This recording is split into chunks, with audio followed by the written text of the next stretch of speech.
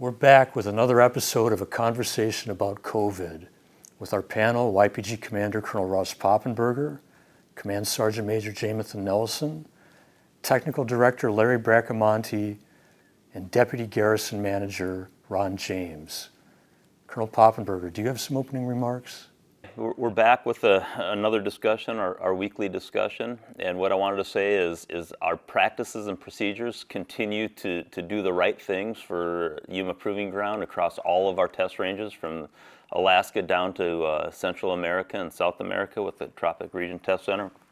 Bottom line is things continue to be strong. Our workload continues. As far as number of test events, we're at near normal levels for the numbers of test events. Unfortunately, all test events aren't created equal, so we are still a downturn in overall effort, but things are going well, and we're weathering the storm well. That being said, just like our projections estimated, we are seeing a spike in numbers here in the Yuma area. As of today, we're at 85 numbers here, or 85 positive cases in Yuma. Still at YPG and across all of our test ranges, we remain at 0 positive cases. So what we're doing here is working well. But what's going on in the community? Numbers are starting to spike now. Nothing to be alarmed with as these numbers spike. These are what the projections showed as the virus was coming this way. So my advice to you all is to continue to do the great things that you've been doing, because frankly it's been working. It's been working for us across our ranges.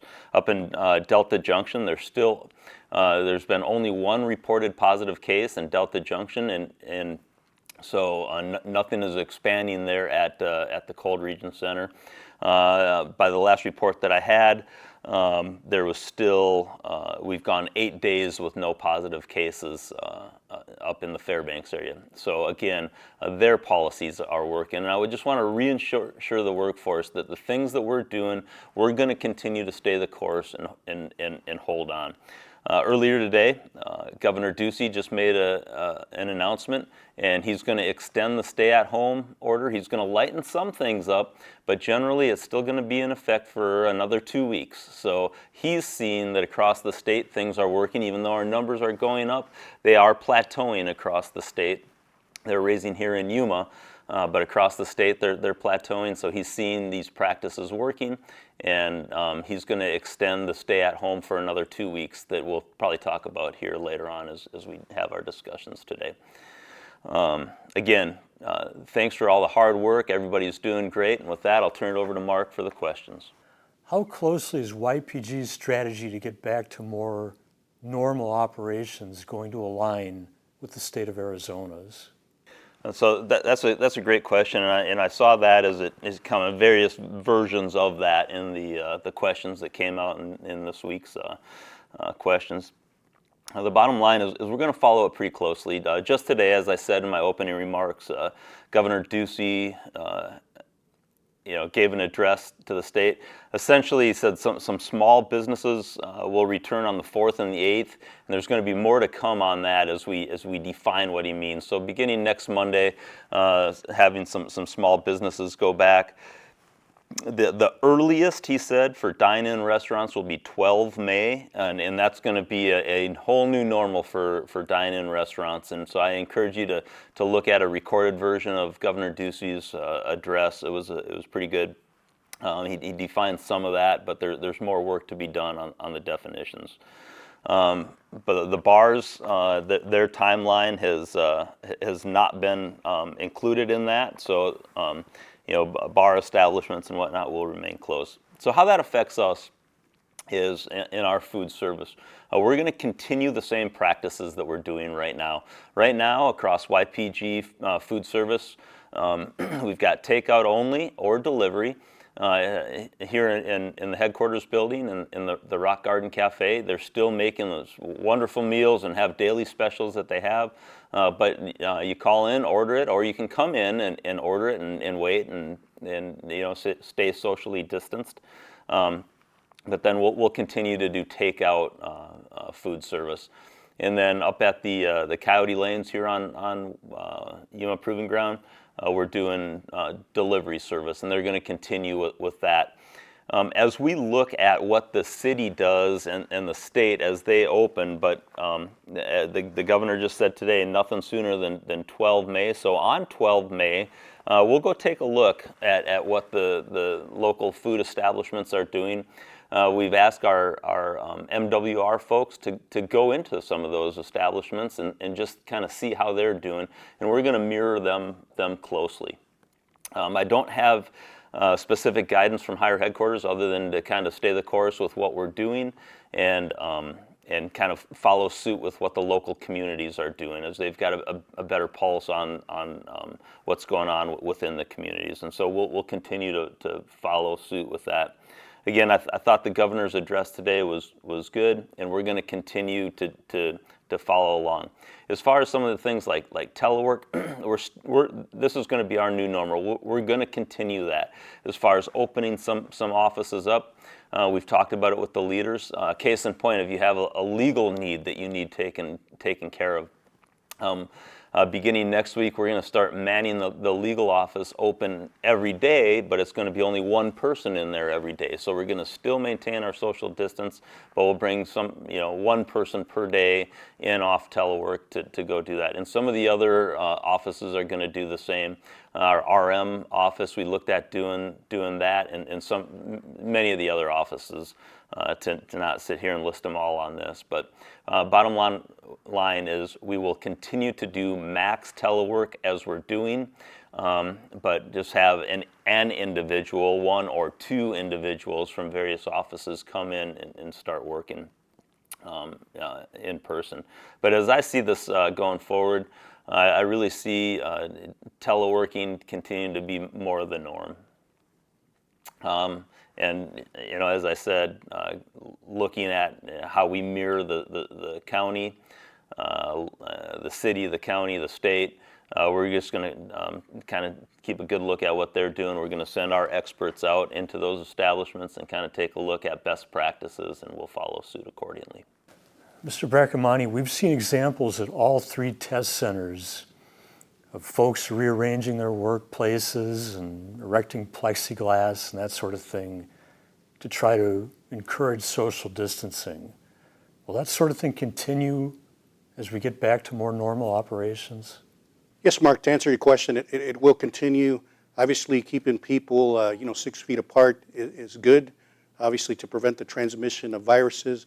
Also, the plexiglass, in some instances, wherever possible, also prevents other viruses, from being, transmitted into the air, like the flu. We're going to still continue to, obviously, wash our hands, sanitize our work areas, and use hand sanitizer to promote the health of everybody here in the future. Mr. James, once members of the YPG family start coming back on post in a more normal way, is the CDC and the youth center going to be able to accommodate the increased demand for child care? The short answer to that is it depends. The limits on children in our facilities is dependent upon age groups. So it all depends on the age groups of the kids that are coming in. So I would encourage folks, if they weren't already in the program before and they want to be, contact our CDC or CYS and ask about space, and they'll collect the information they need from you to figure out ages of children. So we will be happy to go to max capacity, but we are limited by the age groups. So I would just encourage folks to make those phone calls and do it sooner rather than later. This crisis caused folks to share what they would ordinarily consider private health information with other people, like their supervisor or even a gate guard. And some folks are concerned that this information might be used against them in a discriminatory way in the future. How can you reassure them that that won't happen? Well, I don't think they should, Mark, just based on the questions that they should be sharing. All right, the questions they should be sharing are based on COVID-19. They're based on, just like the schools out in town. If your child is sick, you don't stay at school. Basically trying to do the same thing here to keep the community safe and allow us to keep testing, and it's worked.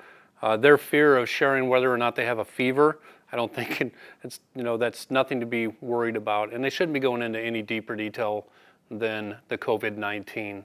There are laws that protect against that type of discrimination as well.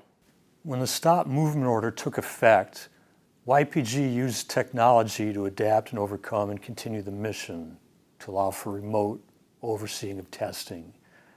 Are we looking at ways to reduce the number of personnel at a gun position using remote means? By all means, this is obviously we're learning a lot of lessons from this COVID-19 pandemic, and we're going to continue those practices in the future. I will give you an example as far as reducing the number of personnel at gun positions.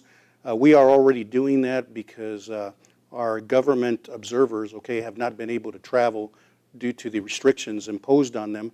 So what we've been able to do is we've been able to remotely, feed like Skype and, basically the round by round data, and also in constant communication with them throughout the test.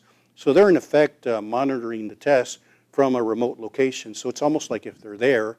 And so far we've tried it on at least 2 tests, and we're going to continue to do so in the future because we think it's a good practice. And we're also looking at ways on how we can be efficient at the gun position to reduce the number of personnel. Actually, maybe the data collectors actually taking data, maybe reduce that from maybe 3 to 2 or 1 person. So again, this pandemic has taught us a lot, and we continue to learn from it. And yes, we will take those practices in the future forward. As always, thank you to our panelists for being with us today and answering these questions. Colonel Poppenberger, do you have any closing remarks? Thanks, Mark. So in my closing comments here, what I will say is the things that we're doing here at YPG are working. Again, no positive cases, and that's a testament to strong leadership that all of your leaders are doing, and the practices that you all are doing. I get it. I understand probably the frustration of staying home for an extended period of time. But there's still many things that you can do, and the governor today addressed those. Again, as I said in my opening comments, please take some time, go find the recorded address that he did, and he's got a list. And I'll ask Mark to look into getting that list, putting them out there on Facebook. There's a long list of things that you can do and maintain social distance and still not get cabin fever. But let's follow those practices. Let's continue on with doing those sorts of things, not having large parties or venues, but staying the course, and that's what we're going to do for the foreseeable future. Again, as I said in my opening remarks, Governor Ducey's extended the stay-at-home order to mid-May, and we're going to continue to support that and follow that as we go forward here at YPG. Again, in closing, across all of our ranges, from Alaska here in Yuma down to the tropics, I'm just impressed with your flexibility and your ability to change to this new environment, and everybody's taking it seriously, and I think we're doing a phenomenal job. And most important, in addition to continuing the work, we're doing the work for the nation, for what we need to do. As we look forward, the modernization efforts will continue, and we're a #1 priority, and so it feels good to be part of that. And you all are doing a tremendous job of doing your job. Thanks for what you do day in and day out.